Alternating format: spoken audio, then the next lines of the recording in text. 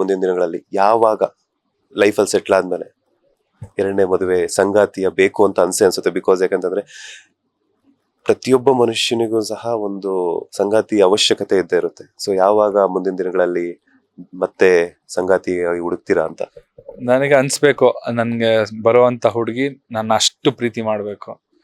Because ನಾನಂತೂ definitely ನನ್ನ ಪ್ರೀತಿ ನಾನು ಮಾಡೇ ಮಾಡ್ತೀನಿ. ಸೊ ನನ್ಗಿಂತನೂ ಜಾಸ್ತಿ ಪ್ರೀತಿ ಮಾಡಬೇಕು. ಸೊ ಆ ರೀತಿಯಾದಂಥ ಹುಡುಗಿ ನನಗೆ ಸಿಕ್ಕಿ ಅನ್ಸಿದ್ರೆ ಡೆಫಿನೆಟ್ಲಿ ಇಲ್ಲ ಮ್ಯಾರಿ. ಇಲ್ಲ ಒಂದ್ ಕಡೆ ಟೆನ್ಷನ್ ಇಂದಾನೆ ಸಣ್ಣ ಆದ್ರ ಅಂತ. ಬಿಕಾಸ್ ಯಾಕಂತಂದ್ರೆ ಮುಖದಲ್ಲಿ ಹಿಂದೆ ಇದ್ದಷ್ಟು ಚಾಮ್ ಇಲ್ಲ.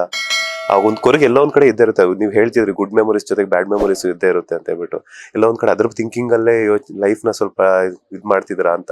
ಇಲ್ಲಪ್ಪ, ನಿಜವಾಗ್ಲೂ ಆತರ ಏನಿಲ್ಲ. ಅಂದ್ರೆ ಯೋಚನೆ ಮಾಡಿ ಸಣ್ಣ ಆಗಿರೋದು ಆತರ ಇಲ್ಲ.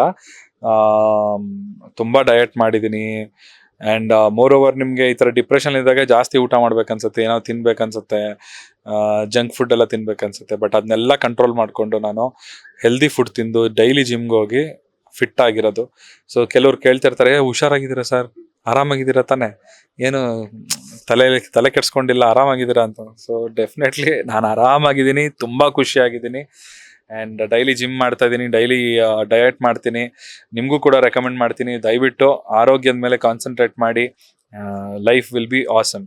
ಲೇಟೆಸ್ಟ್ ಹಾಗೂ ಇಂಟ್ರೆಸ್ಟಿಂಗ್ ಸುದ್ದಿಗಳಿಗಾಗಿ ಬಾಸ್ ಟಿವಿ ಕನ್ನಡ ಚಾನೆಲ್ನ ಸಬ್ಸ್ಕ್ರೈಬ್ ಮಾಡಿ. ಹಾಗೆಯೇ ಬೆಲ್ ಐಕಾನ್ ಪ್ರೆಸ್ ಮಾಡಿ. ಇದರ ಜೊತೆಗೆ ಫೇಸ್ಬುಕ್, ಇನ್ಸ್ಟಾಗ್ರಾಮ್, ಎಕ್ಸ್ನಲ್ಲೂ ಮಿಸ್ ಮಾಡದೆ ಫಾಲೋ ಮಾಡಿ.